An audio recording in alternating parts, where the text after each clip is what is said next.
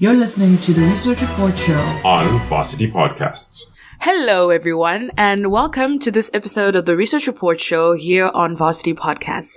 I'm Tinashe, and today in the studio, I'm joined by Busisiwe Mpembe, who's joining us from the University of Free State, where she's just about to complete her honors in construction management. Say hi, Busi. Hi, everybody.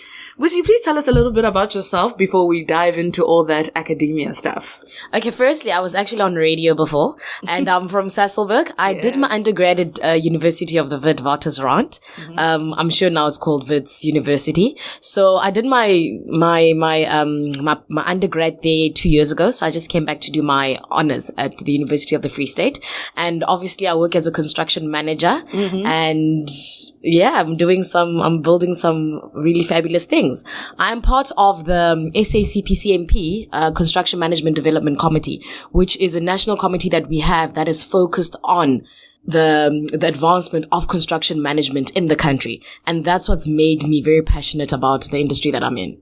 Lovely. I think just from that alone, we can tell construction. Oh, yes. So yes, tell us now what you've been focusing on in your honors research. I'm sure it's largely connected to, you sound very passionate about construction. Obviously, Construction Management Development Committee has influenced a lot of things in me. And what the committee does is we basically focus on problem solving. And when I look at the country, a basic human right, the most basic human need is obviously housing. It's where you're going to live. It's where you're going to work. But primarily, where are you going to be staying? Because that's actually what makes you the person that you're going to be day in and day out. So I looked at how the government currently has structured their human settlements program and everything that they're doing. There's a lot of things that they're not covering, and there's a lot of things that they can be doing better, that I think, in my opinion.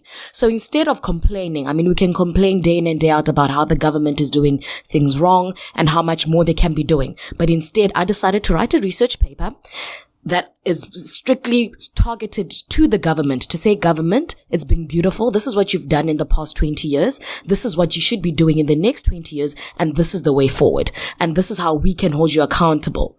So this is obviously going to be a series of my 3 papers. It will be for my honors, my master's, and my PhD as well. So I kept it very limited in this one. And I looked at what the government has done right, and then how they can actually just move on from that, and how they can take those models that they've done right to other regions. Lovely. So when you're attacking it through an academic research, of course, you had to find all your data through specific channels. So how did you get to a point where, like you said, you wanted to give government a recommendation of, this is what we need to do, let's do more of this. So how did you do that? Was it a literary kind of research, or did you actually go out into the field and look at specific things? The funny thing is that I went to the field. I actually even stayed in an RDP house for a few days to get the feel of it. That's why I did my research. For some of our listeners, what are RDP houses? So RDP house, back then, it was a redevelopment, program. They're not called RDP houses anymore. They're called social housing. So it's granted by the government. It's actually a free house that the government gives you. So in my research, I feel that the government should not be building the 4 walls, because a house is more than the 4 walls. That is the structure. It's a home. It's settlement. And that's why the government moved from calling it Department of Housing to Department of Human Settlements, because they also realized that it goes more than just building a house. Yes. It must be what's surrounding you. It's important that you have a transport route there, that you have clinics, that you have parks there, that you have supermarkets that are close by. It needs to be a settlement. So the government has piloted something like an integrated human settlements in Cosmo City. So I looked at Cosmo City, obviously, and I stayed I didn't stay in the RDP house overnight though. I stayed there while I was doing my research. It was only in Germiston and in Tembisa where I stayed overnight, and then actually took a taxi from there to work to see just how people get around, what people go through just living through that, because there's a lot of people that are living in RDP, in government subsidized houses, but then they've let those go, they've renting them out, and they're moving back to their shacks. So how I did my research was I stayed there, I tried to understand how things work. I was there during the day as well to just see how the energy is as well, because obviously the community is the most important thing when people look at where they're going to be living. Yes. So I then that's how I had a questionnaire that I used, and it was obviously the same questionnaire, which is a very powerful thing about a questionnaire is it's the same tool. It's the same questions, but it's so different how different people answer them differently, even though they stay in the same region, just to see what they're experiencing. And that's what got me very connected to the people that Which is actually really nice, because you said you want to do more of this, so you can actually go back in time. In the next few years, you'll get different answers from the same questionnaire. From the same questionnaire. I'd like to actually see now if I can get the same people as well and formulate a different question, because not just to see where they are, because we need to. Maintenance is also a very powerful thing. We build houses and then we leave. We build houses, we build schools, we can build whatever it is around there, but we need to maintain, and we need to actually also see that it is sustainable. And that's the most important thing. In order to see that something is sustainable, we need to keep going back and seeing that it's working. I see. So there needs to be a bit of a monitoring and evaluation, and there needs to be continuation as well of what we're doing. But the government does have an integrated human settlement, and which is Cosmo City, and SANRAL, South African Road Agency, has given the government more land actually to develop more integrated human settlements. Okay. Yes, because it's not just building houses, it's building schools, it's building parks, community centers, and all sorts of things. Oh, wow. No, then that is lovely. So from what you're saying, okay, you spoke to people in the specific areas you were interested in. And was it a big group? Like, was it difficult? Like, I'm sure, what I'm trying to get out for the listeners is, the difficulties that sometimes people encounter when you're out there. And how difficult was it? Or what are some of the challenges you might have had being in the field? We don't really get a lot of, speakers who actually do field work. So maybe tell us a little bit about that. It was very difficult to get everybody together, but fortunately, it's so powerful how people that are staying in the townships, it's a community. So you speak to the relevant community leader, and then they just make everything happen for you. Obviously, from my side, I made sure that it's worth somebody as well, that they want to actually speak to me. So the home where I was interviewing everybody, I had a standard home, so it was 3 sites. I had 30 people per township that I was interviewing. Yeah. So I'd stay then in the house, and then they just come in, time slots for them. They just come in and then they leave. And then I just, the questions, basically I asked them the question. They didn't have to fill out the questionnaires. I see. I filled the questionnaire out for them. Yes. That is great. So it was kind of an interview questionnaire kind of situation, just so that I can have them comfortable, so that they fully understand that they could understand what I wanted to get from the research and what I wanted to get from them as well. Yeah. So that we were on the same page, and then they were answering very freely. I needed them to feel that they were involved. to be involved in it, because that's, at the end of the day, that's what they wanted to do. Because they also have ideas on what is missing in their communities. And they know the most. We all need, there needs to be synergy. We all need to move together, obviously, in terms of human settlements, because the government people, unfortunately, aren't staying in these developments. They're not staying in these areas. So we need to be going to people in these areas so that they can tell us exactly what's going on. Obviously, I had to buy the lunches. And, just make sure that there's cool drink, and just make sure that people are comfortable. Yeah. But I didn't need to be giving anybody money or anything else. It was done out of, respect of the research and wanting to help. Respect of the research, wanting to help, wanting to develop their community, and as well because they've got such a great relationship with their community leader, who was then helping me out with my research. Oh, that is lovely. And get people. So access is always the main thing that is so traumatic. So you had that covered, and that makes everything much easier. So from what you were saying about the experiences that are out there of human settlements in South Africa right now, it sounds like you got your findings from this research were what you expected to find, right? Yes. So you now just justified that, there needs to be more work done. So what's the future for you in this area of work? Like, are you pushing your paper somewhere so that, people can start listening more and make the changes that need to be made? Or what? What's the next step, do you think, in this area of study, or even for you pushing it somewhere? What I'm going to do now is I'm going to be approaching the government, obviously in 2 regions. I want it to be in Gauteng and in Cape Town as well. Gauteng and Western Cape. And to say, guys, this is what I've been researching for the past year, and these are my findings. And obviously there's a lot of areas that it goes more than just building more social housing. There's already things that are there already, buildings that are already there that need to be developed. There's certain mindset changes that the government obviously needs to do. Like this thing of somebody staying in your backyard.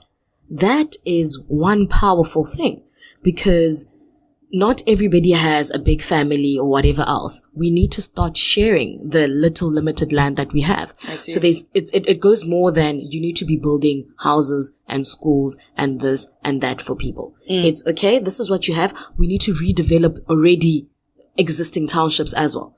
I see. So I'm going to give them the paper on some, guys. This is the strategy moving forward. I have a lot of brilliant ideas. Yes. That obviously I added a few of them in the paper. Lovely. But then the other ones, you need to sit me down. Okay. You need to sign a So we need to start non-disclosure arranging agreement. meetings. Exactly.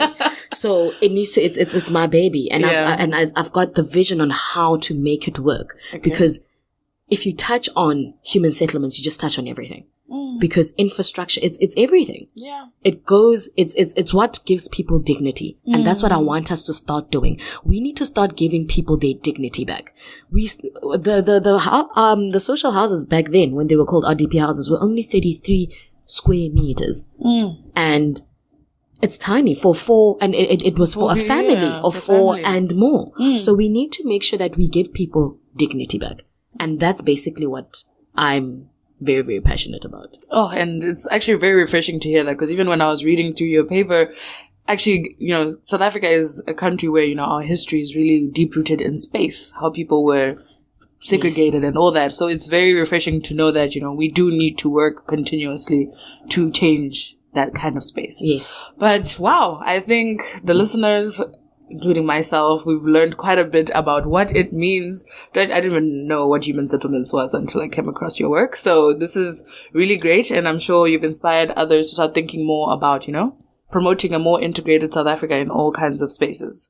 So before we go off, I think you owe our listeners a bit of, yes, we know you really sound like a rock star and we cannot wait to see you change the world. But what do you do when you're not changing the world? Like, what does Busi like to do in her spare time?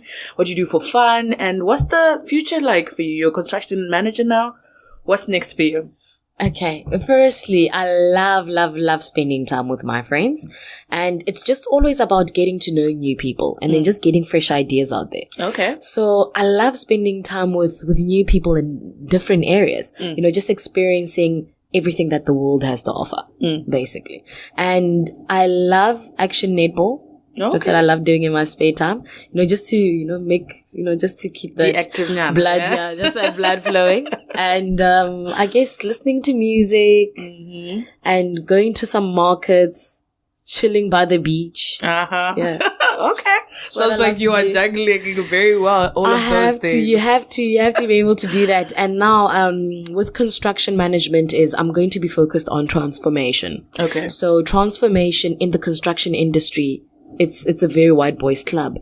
So I feel that we need to be given equal opportunities as well, because I have a lot of problems, obviously, when I get to work and to get to new projects where people don't automatically know my skills, capabilities. I always get put in certain boxes. I see. So the first thing what I want to do in my career, I want to start doing things that matter. I've built malls, I've built office parks, I've built amazing things. And I feel that that's all brought me to this moment right now.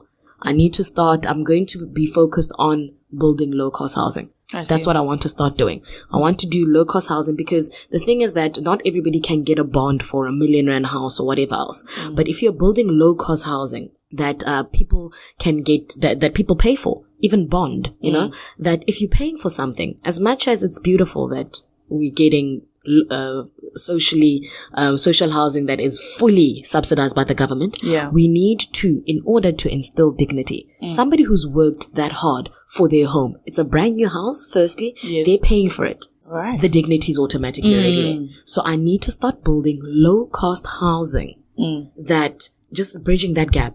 You're not poor enough to get a social house from the government, and you're not rich enough to get bond from one of the banks, the four major banks. So also the in-betweens, because they also need dignity too. So that's what I'm going to be focused on. That's how I'm going to start it now. A lot of people are focusing there with the very, very low income earners. I'm going to be focused on the middle part. That's where I'm going to start everything. That gap is because large, yeah. That gap is very huge. And if we can get people to that mindset change, we can get the higher earners to think like the middle gap, or we can get the lower income earners to think like the middle, to aspire to be the middle. That's it. So that's what I'm going to be focused on, the middle. Yeah. Clearly you have a very, very busy next few years ahead of you.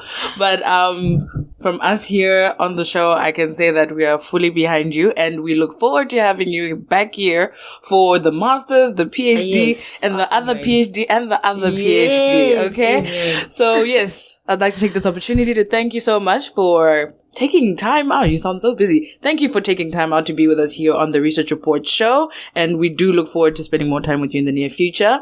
Thank you so much, everyone, for tuning in to this episode of the Research Report show. I've been Tinashe and I'll be talking to you soon. Bye.